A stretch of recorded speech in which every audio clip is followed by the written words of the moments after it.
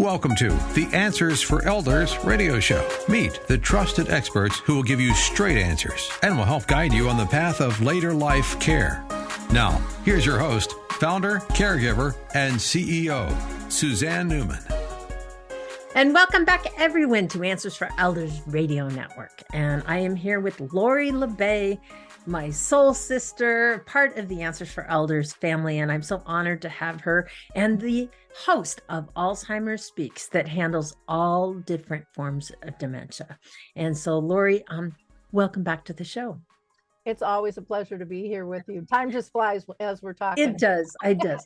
So here's my, I wanted to start this segment with a story. I knew of a family that they actually reached out to me before the holidays. And I said, I believe that people in the realm of a caregiver, whether they're a family member or a close friend, there's one significant thing they can do for that person. And that is to be primarily responsible for bringing joy into their life. I remember when I met my husband, I'd been caring for my mom. And one of the things that I hadn't realized until I met him was that I'd forgotten how to laugh.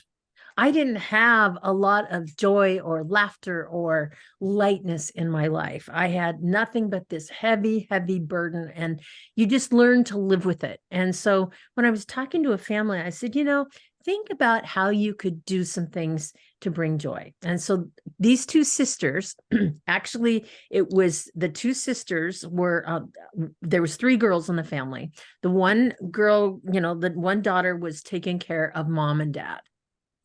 And the other two sisters were actually they lived about an hour away in different directions. And so what they had ended up doing was they decided they called themselves the Joy Patrol.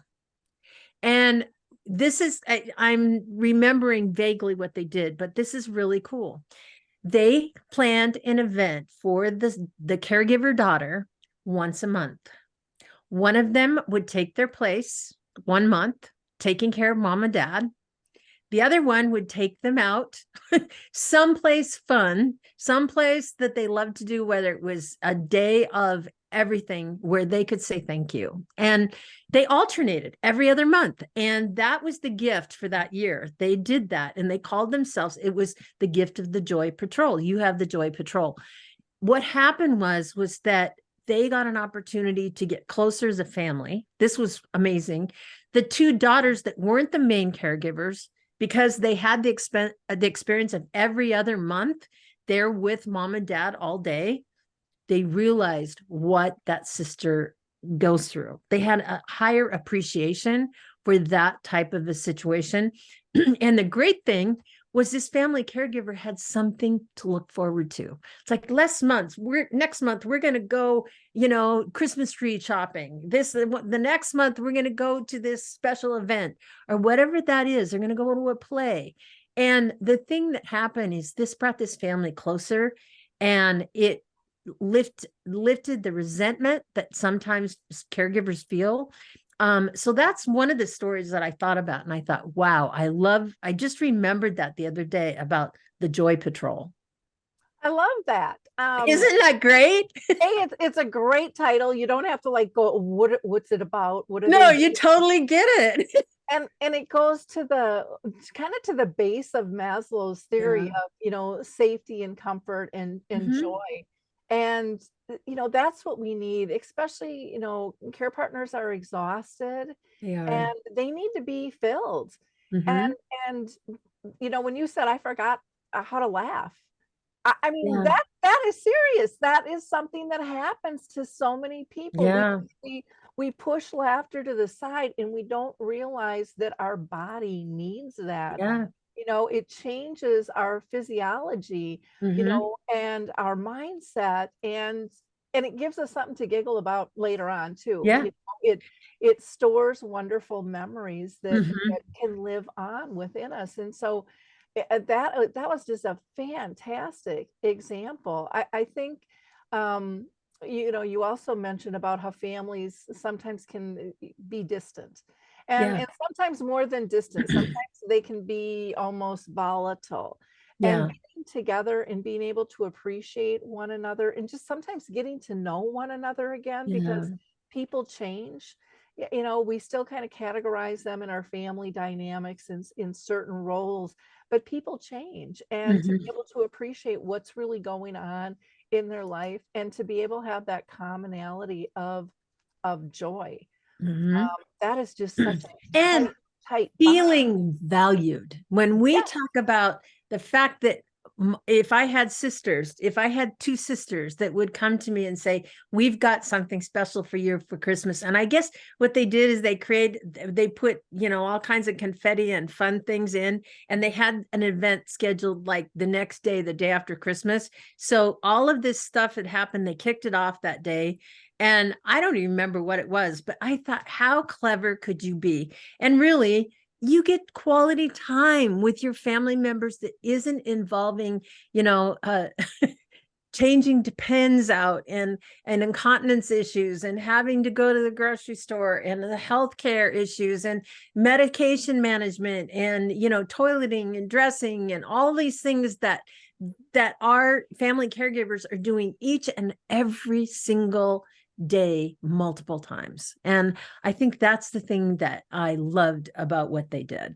Yeah, it's not chore oriented. And like you said, that appreciation. And I love that they stretched it over the year, because yes, a lot of times people will step up for the holidays and then it's kind of like, okay, goodbye. It's kind of like a death. They'll show up for the funeral and then it's like, where'd they go? Yeah. Where'd they go? Because they're so uncomfortable with this insane. Basically, we're in this, in the long haul for you, and you're important to us. And right. It's nice to be acknowledged and appreciated. And and that goes without saying, two friends could do this for a family caregiver.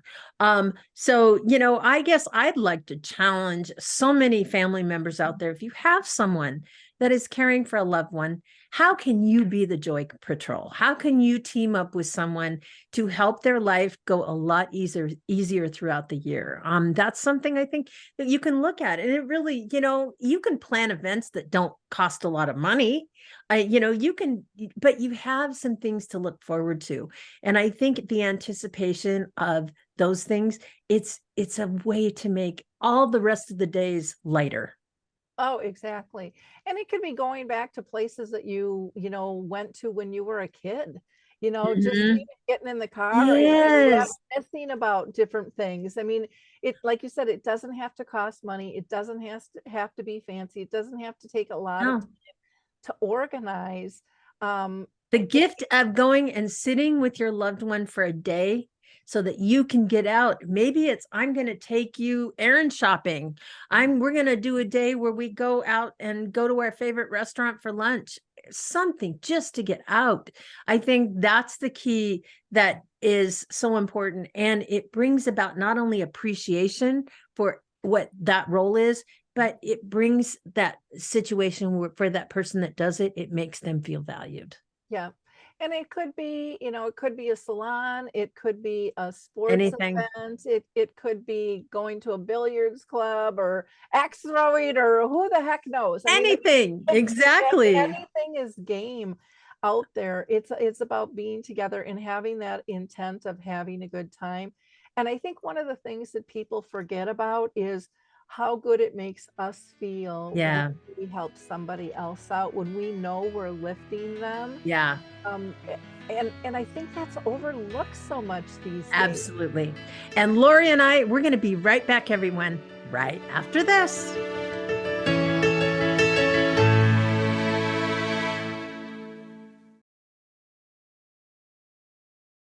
We at Answers for Elders thank you for listening.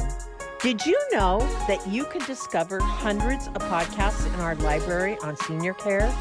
So visit our website and discover our decision guides that will help you also navigate decision making. Find us at answersforelders.com.